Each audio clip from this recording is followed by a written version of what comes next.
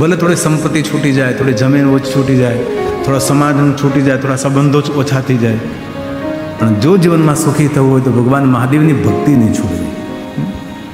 કોઈ પણ ઉથલ પાથલ થઈ જાય, મહાદેવની ભક્તિ જીવનમાં પ્રધાન થવી જોઈએ.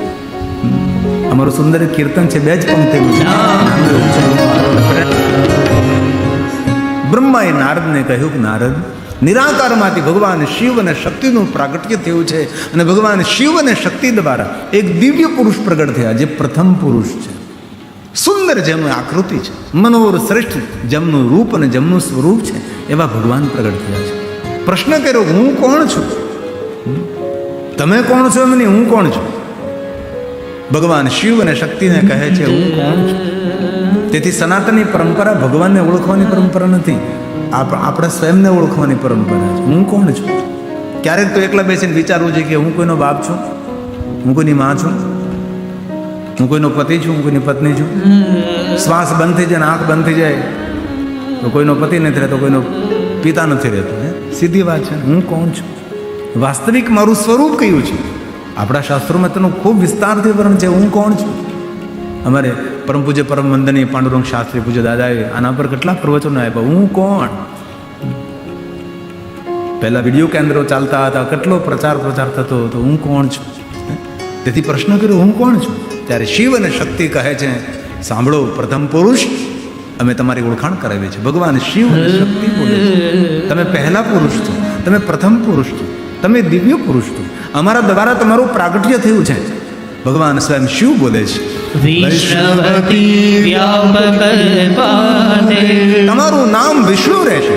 વિષ્ણુ શા માટે? વ્યાપક હોવાને નાતે તમારું નામ વિષ્ણુ છે. આ નામ મોટી ખ્યાતિને પ્રાપ્ત થશે. નામ ખ્યાતમ ભવિષ્યતિ, ભવિષ્યમાં નામને મોટી ખ્યાતિ મળશે. યુગે યુગે તમારું પ્રાગટ્ય થશે. અનેક નામોથી જગતમાં તમે પ્રસિદ્ધિને પ્રાપ્ત થશો. ભગવાન સ્વયં શિવ કહે છે, બહુન્યનાની નામાની, જે કોઈ તમારા નામનો પાઠ કરશે, જે કોઈ તમારા નામનું પારણ કરશે, એને શું મળશે? ભગવાન શિવ વચન આપે છે, ભક્તન સૌખ્યકારિણીઃ, ભક્તન સૌખ્યકારિણીઃ. તે ભક્તને જગતના સુખ પ્રાપ્ત થશે.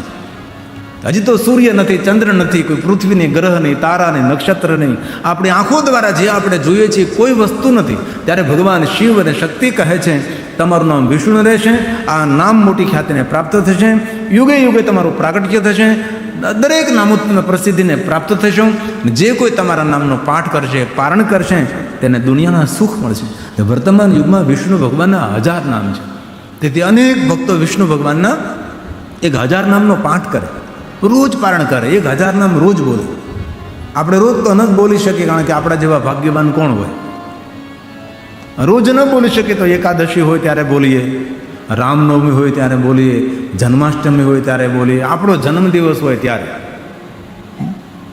આજે લોકો જન્મદિવસે કેવી રીતે મનાવે? જો તમે મંદિરમાં નથી મનાવતા, શિવ દરબારમાં નહીં, બારમાં મનાવે છે. આવી રીતના જન્મદિવસમાં કોઈ સત્કર્મો થાય, પુણ્યકર્મો થાય. અને જન્મદિવસને દિવસે ફૂંક મારીને દીવા ઓલવાય નહીં. જેટલા વર્ષો થયા હોય એટલા દીવા શિવાલયમાં જેમ પ્રજ્વલિત કરાય, ઘરમાં એટલા દીવાઓ પ્રજ્વલિત કરે. અંજવાળું અંજવાળું, આજ મારે અંજવાળું. આવી રીતના જન્મદિવસ કેવી રીતે ઉજવાય? કોઈના આશીર્વાદ લઈને ઉજવાય. સારા સત્કર્મો, કાંઈ પુણ્યકર્મો કરી અને જન્મદિવસ ઉજવવો જોઈએ. વહેલા ઉઠીને ભગવાન વિષ્ણુના 1000 નામનો પાઠ કરી. ભલે એક સાથે 1000 ન થાય, રોજના 100 કરવા, 10 દિવસે પૂરા થઈ જાય. અને રોજના 100 ન કરવાનો સમય હોય તો 50 કરવા, 20 દિવસે પૂરા થાય. હપ્તે જેમ મકાની હપ્તે હોય, ગાડી હપ્તે હોય. સારું છે લગ્ન હપ્તે નથી કરતા. તેથી રોજ થોડા 25 નામ કરો. ધીમે ધીમે વિષ્ણુ ભગવાને 1000 નામ પૂરા થઈ જશે. ક્યારેક અવસર મળે છે ભગવાન સત્યનારાયણની કથા કરો ને. અમારા ઘણા ભક્તો હર પૂર્ણિમાએ ભગવાન સત્યનારાયણની કથા કરે. અમારા ઇંગ્લેન્ડમાં શુનભાઈ રહીને એક પૂર્ણિમા તેની ખાલી ન જાય. દરેક પૂર્ણિમાએ ભગવાન સત્યનારાયણની કથા થાય. એવા અનેક ભગવાન સત્યનારાયણની કથા થાય ને ત્યારે પ્રસાદનો તો મહિમા છે, પણ તેની સાથે સાથે ભગવાન વિષ્ણુજીના 1000 નામનો મહિમા છે. ભલે 1000 નહીં, પણ 108 નામ તો વિષ્ણુ ભગવાનના બોલીએ આપણે. ક્યારેક અવસર મળે આવું બધું કરવું. એ તુલસીની પાસે બેસીને તુલસીની સામે દીપ પ્રજ્વલિત કરીને બેસી જઈ ભગવાન વિષ્ણુના નામનો પાઠ કરી ભગવાન શંકર આશીર્વાદ આપે, મહાદેવજી આશીર્વાદ આપે, વિષ્ણુ ભગવાનના નામ બોલીએ અને આશીર્વાદ શિવ સ્વયં આપે છે. તેથી પહેલું નામ ભગવાન મહાદેવના મુખમાંથી પ્રગટ થયેલું વિષ્ણુ ભગવાનનું નામ છે. વિષ્ણુ નામ પ્રથમ કોણ બોલ્યું? મહાદેવજી બોલ્યા છે. ઓમ વિષ્ણવે નમઃ. ઓમ વૈકુંઠાય નમઃ. બોલીએ સાથે. ઓમ વિષ્ણવે નમઃ. ઓમ વૈકુંઠાય નમઃ. વાત નિકાલીએ થોડો કામ જોર છે. ઓમ નારાયણાય નમઃ. ઓમ વાસુદેવાય નમઃ. साथ में ઓમ नारायणाय નમઃ. ओम વાસુદેવાય નમઃ. જેવી રીતે વિષ્ણુ ભગવાનના 1000 નામ મહાદેવના મુખમાંથી પ્રગટ થયા છે, એવી જ રીતે મહાદેવના 1000 નામ ભગવાન વિષ્ણુ ભગવાનના મુખમાંથી પ્રગટ થયા છે. તેથી મહાદેવના ભક્તો મહાદેવના 1000 નામનો પાઠ કરે તો વિષ્ણુ ભગવાન તેનું બહુ જ સુખ અને કલ્યાણ કરે છે. તેથી મહાદેવના ભક્તોએ રોજ મહાદેવના 1000 નામનો પાઠ કરવો. નિત્ય ન કરી શકીએ તો સોમવાર ભૂલવો નહીં. શાંતિ આપનારો, સુમતિ આપનારો, સંપત્તિ આપનારો, સંતતિ પ્રજા આપનારો, દીકરો દીકરી આપનારો સોમવારનું વ્રત કરે. 16 સોમવારના વ્રતો કરે. દીકરાઓ આવે, દીકરીઓ આવે. સોમવારના દિવસે ભજન એ ન થઈ શકે તો મહિનામાં એકવાર ત્રયોદશીના દિવસે અથવા કૃષ્ણ પક્ષની અષ્ટમીના દિવસે, આદર નક્ષત્રના દિવસે બોલીએ. એ ન થઈ શકે મહાશિવરાત્રિના દિવસે બોલીએ આપણે. તો ક્યારેક તો જીવનમાં મહાદેવજીના 1000 નામનો પાઠ કરીએ.